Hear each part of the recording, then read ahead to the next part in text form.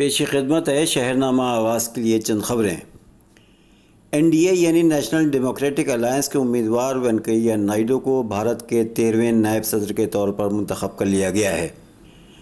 وینکیا نائیڈو کو 516 ووٹ اور حزب اختلاف کے امیدوار گوپال گاندھی جو مہاتما گاندھی کے پرپوتے ہیں ان کو 244 ووٹ حاصل ہوئے ہیں۔ اس طرح سے جیتنے والے کو 272 ووٹوں سے سبقت حاصل ہوئی۔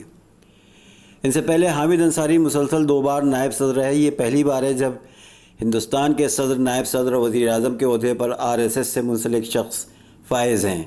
صدر رام ناتھ کووند کو RSS سے کافی پرانی وابستگی ہے۔ نائب صدر وینکیا نائیڈو بھی طالب علم کی زندگی میں سنگ سے جڑ گئے تھے۔ وہیں وزیر اعظم نریندر مودی بھی RSS کے پرچارک رہ چکے ہیں۔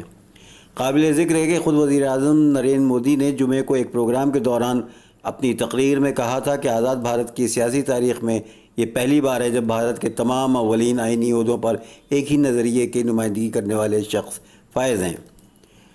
ادھر گجرات میں راہل گاندھی نے جمعے کو سیلاب سے متاثرہ علاقہ بناس کاٹھا کا دورہ کیا تھا۔ اس دوران راہل کو سیاہ پرچم دکھائے گئے تھے اور کچھ لوگوں نے ان کی گاڑی پر پتھر بھی پھینکے تھے۔ راہل جس گاڑی پر سوار تھے اس کے شیشے ٹوٹ گئے، تاہم ان کے چوٹ نہیں آئی۔ اس صورت میں ہفتے کو پولیس نے 4 افراد کو حراست میں لیا ہے۔ کہا جا رہا ہے کہ ان کا تعلق ان میں سے کچھ لوگ BJP سے بھی ہیں۔ ان سے پوچھ گچھ کی جائے گی۔ اس واقعے کے بعد راہل گاندھی نے کہا ان لوگوں کو سیاہ پرچم دکھانے دیا جائے، میں ان سے نہیں ڈرتا۔ یاد رہے کہ گجرات میں سیلاب سے سب سے زیادہ نقصان بناس کاٹھا میں ہی ہوا تھا جہاں 61 لوگوں کی موت ہو چکی ہے۔ راہل نے خود پر حملے کا ذمہ دار BJP اور RSS کو ٹھہرایا تھا۔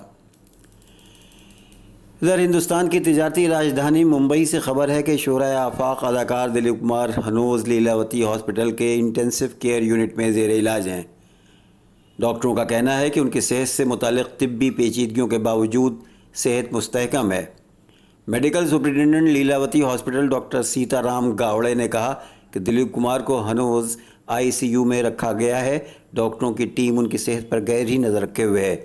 ڈاکٹروں نے ابتدا میں دلیپ کمار کو اسپتال کے جنرل وارڈ میں رکھا تھا، لیکن گردوں میں پیچیدگیاں پیدا ہونے کے بعد انہیں ICU منتقل کر دیا گیا ہے۔ انہیں گلوکوز دیا جا رہا ہے۔ پیشاب کی نلی میں انفیکشن کی وجہ سے ان کی صحت بگڑ گئی ہے۔ انہیں وینٹیلیٹر پر نہیں رکھا گیا ہے، لیکن ان کی حالت بہتر بھی نہیں ہے۔ اسپتال کے CEO ڈاکٹر روی شنکر نے کہا کہ ڈاکٹرز اور میڈیکل سپرنٹینڈنٹ کی صحت کا معاملہ مسلسل معائنے پر ہے اور دہلی سے آنے والے ڈاکٹروں نے بھی ان کا معائنہ کیا ہے۔ 94 سالہ ہالی ووڈ اداکار کو حالیہ برسوں میں کئی بار میڈیکل پیچیدگیوں کا سامنا کرنا پڑا۔ گزشتہ سال ہی شاید شدید بخار اور کمزوری کے باعث اپریل میں وہ اسپتال میں بھرتی کیے گئے تھے۔ دسمبر میں بھی انہیں لیلاوتی ہاسپٹل لایا گیا تھا اور اس کے بعد ان کی چھٹی کر دی گئی تھی۔